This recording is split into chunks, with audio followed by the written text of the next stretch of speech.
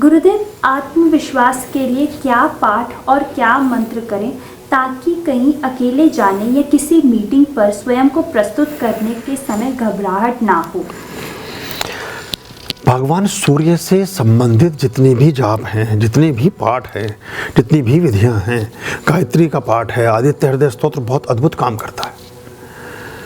आदित्य हृदय, देखिए अब एक उल्लेख आता है कि अगस्त के साथ भगवान श्री राम का एक संवाद हो रहा है। बड़ी अद्भुत बात है, सुनने जैसी बात, हमें प्रेरणा लेने जैसी बात है।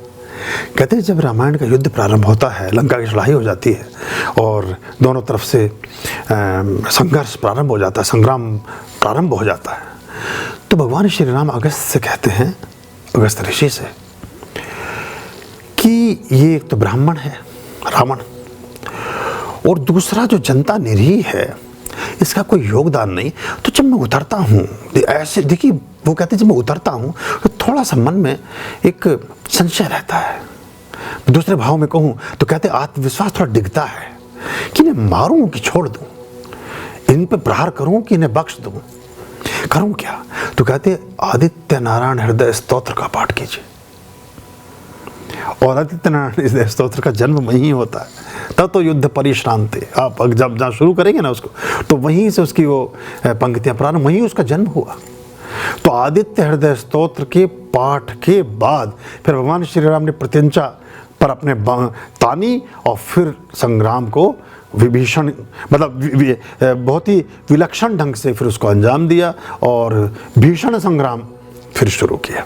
तो जीवन में जहाँ भी पराक्रम का पराभव हो रहा हो, आपके पुरुषार्थ में कमी प्रतीत होती हो, वहाँ आप आदित्य हृदय स्तोत्र का पाठ करें, सूर्य गायत्री का पाठ करें, गायत्री मंत्र का पाठ करें, स्वस्ति वाचन शांति प्रकरणम के पाठों को करें, मनसा परिक्रमा मंत्रों को। हमने देखिए अनजाने में ही, अनजाने तो नहीं जानबूझ के किया था, पर अनजाने में आपके पास वो औषधियाँ और वो दवाइयाँ पहले दी गई हैं जो विरेचन का काम करती हैं, जो आपको शुद्धि की तरफ ले जाती हैं। फिर उसके बाद जो पाठ हैं हमने क्रम वही रखा है कि फिर वो आपके अंदर उपलब्धता को बढ़ाती हैं, आपकी बाकी चीज़ों का विस्तार करती हैं, बाकी चीज़ों को जीवन के उत्कर्ष और ऊंचाई की ओर लेकर के जाती हैं।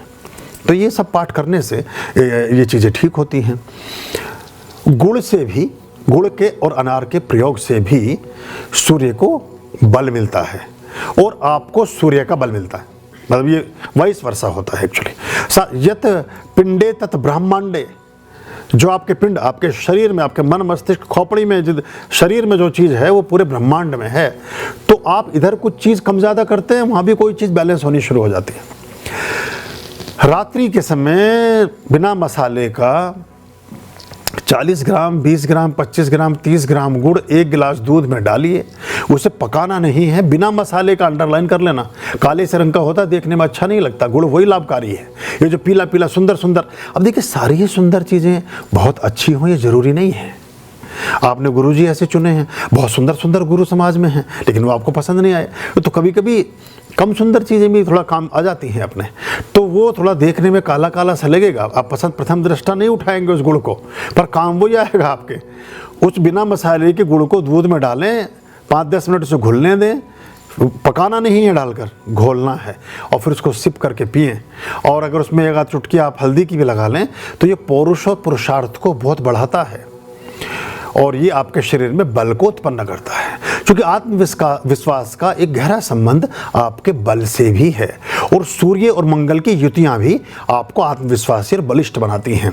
अगर मंगल की कुछ डिग्रियाँ बहुत कम हैं और सूर्य की ठीक प्लेसिंग्स नहीं हैं तो भी हमारे बल में क्षीणता का एहसास होता है। मयंक के प्रश्न के उत्तर में ये बात मैंने कही है। तो इन चीज़ों को मैं समझता हूँ कि आप करेंगे तो आपके लिए अच्छा हो जाएगा और थोड़ा बेहतर लगेगा। अभयाम भज रे चित संत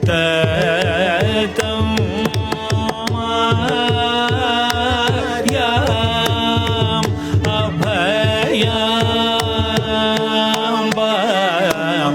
जय रे